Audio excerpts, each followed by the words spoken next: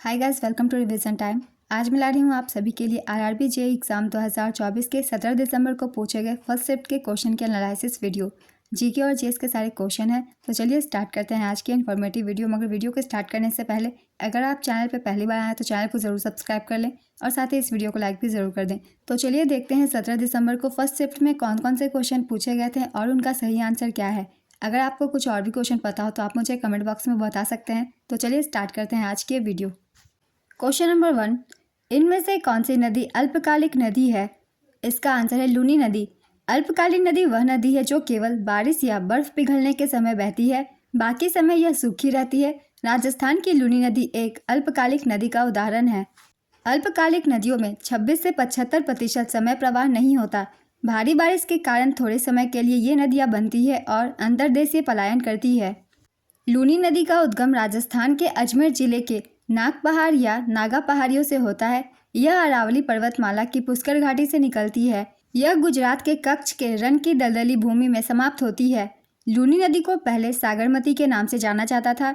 लूनी नदी को इसकी अत्यधिक लवणता के कारण लवणावरी भी कहा जाता है। जोवाई, सुकरी और जोजरी नदियाँ लूनी नदी की मुख्य सहायक नदियाँ हैं। लूनी नदी से ये सारे पॉइंट्स आप सब याद रखिएगा, क्योंकि हर एक एग्जाम में लूनी नदी से क्वेश्चन पूछे ही जा रहे हैं, चाहे वो एएलपी के हो या फिर आरपीएफ एसआई के हो। नेक्स्ट क्वेश्चन, भारत के प्रथम महान्यायवादी कौन है। इसका आंसर है एमसी सीतलवार। काफ़ी बार मैंने एनालिसिस वीडियो के एक्स्ट्रा फैक्ट्स में और फिर अपने प्रैक्टिस सेट में बताया था, भारत के प्रथम महान्यायवादी का नाम एमसी सीतलवार था। चलिए कुछ और भी इंपॉर्टेंट पॉइंट्स जान लेते हैं भारत के महान्यायवादी के बारे में। भारत के प्रथम अटॉर्नी जनरल मोतीलाल चिमनलाल सीतलवार थे। उन्होंने 28 जनवरी 1950 से लेकर 1 मार्च 1963 तक इस पद पर काम किया था। एमसी सीतलवार ने अपने पद पर सबसे लंबे समय तक यानी 13 साल तक काम किया। सोली सोराबजी ने महान्यायवादी के रूप में काम किया, जो सबसे कम अवधि थी। हालांकि उन्हें 2 बार इस पद के लिए नियुक्त किया गया था। वरिष्ठ वकील आर वेंकट रमनी वर्तमान में भारत के महान्यायवादी हैं। अनुच्छेद 76 के मुताबिक भारत के महान्यायवादी देश के सर्वोच्च विधि अधिकारी और संघ के कार्यकारी सदस्य होते हैं। महान्यायवादी की नियुक्ति के लिए व्यक्ति को सर्वोच्च न्यायालय के न्यायाधीश के पद के लिए योग्य होना जरूरी है। भारत के महान्यायवादी संघ की कार्यकारिणी का एक भाग है। वह देश के सर्वोच्च कानून अधिकारी होते हैं, जो भारतीय क्षेत्र में किसी भी अदालत का हिस्सा हो सकते हैं।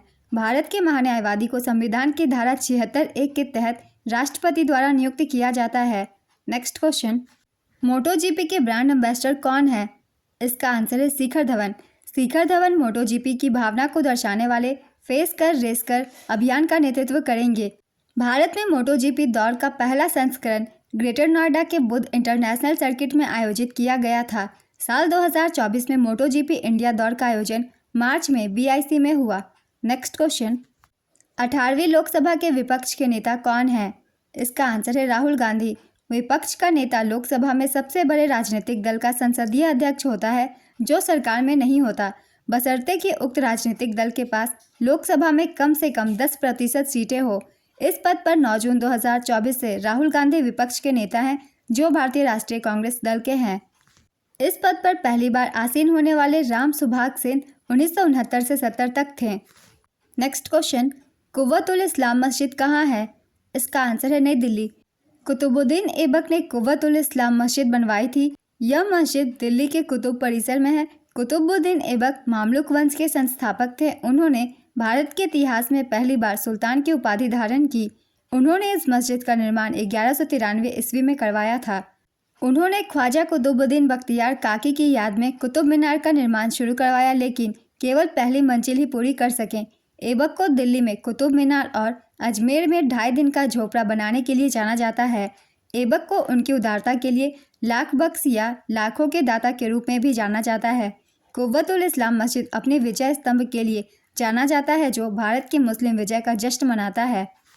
नेक्स्ट क्वेश्चन, यूनेस्को की 46वीं विश्व धरोहर समिति सत्र की मेज़बानी किसने की। इसका आंसर है भारत। इसका आयोजन नई दिल्ली में किया गया। 21 से 31 जुलाई 2024 तक नई दिल्ली के भारत मंडपम में विश्व विरासत समिति का 46वां सत्र आयोजित किया गया। भारत ने पहली बार इसकी मेज़बानी की। प्रधानमंत्री श्री नरेंद्र मोदी ने 21 जुलाई 2024 को इस सत्र का उद्घाटन किया। यूनेस्को 3 श्रेणियों में विरासत स्थलों को मान्यता देता है: सांस्कृतिक, प्राकृतिक और मिश्रित। वर्तमान में विश्व विरासत सूची में 1199 विरासत स्थल शामिल है। यूनेस्को की विश्व धरोहर सूची में सबसे अधिक 59 स्थल इटली के हैं, जबकि दूसरे स्थान पर 57 स्थल चीन के हैं। भारत 42 स्थलों के साथ छठे स्थान पर है, जिसमें कर्नाटक का होयसला मंदिर 42वां भारतीय स्थल है। ये क्वेश्चन अधिकतर एग्जाम में पूछे जाते हैं। भारत का 42वां यूनेस्को स्थल कौन सा है, जिसका कि आंसर होगा कर्नाटक का होयसला मंदिर। और 41वां स्थल था भारत का शांति निकेतन।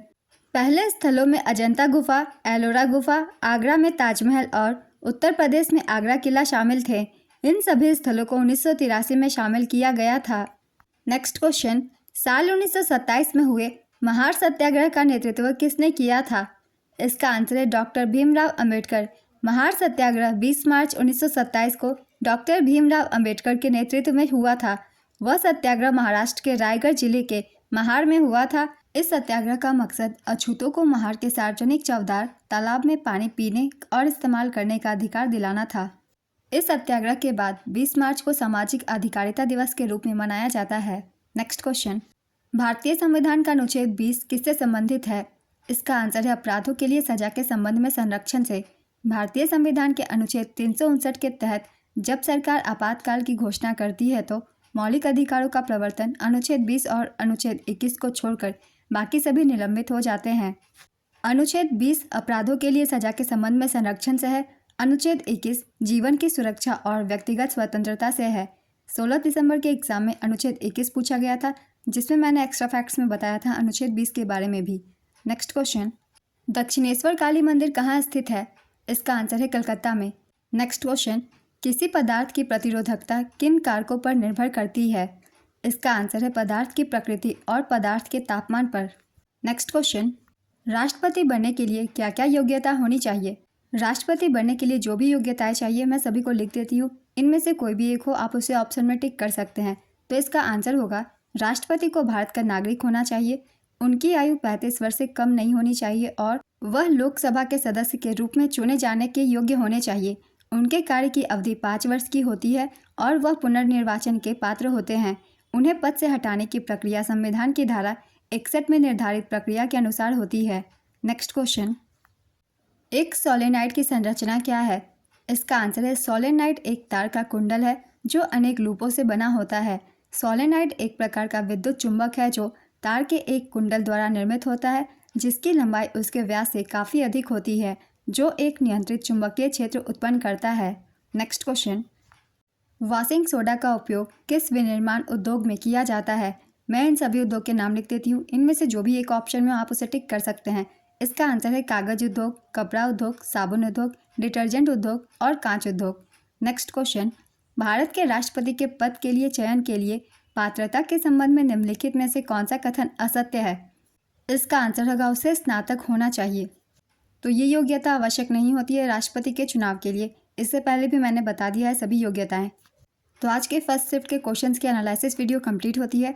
अगर आप सभी को ये वीडियो हेल्पफुल लग रही हो तो वीडियो को लाइक ज़रूर कर दीजिएगा और इस तरीके की वीडियो के लिए चैनल भी ज़रूर सब्सक्राइब कर लीजिए।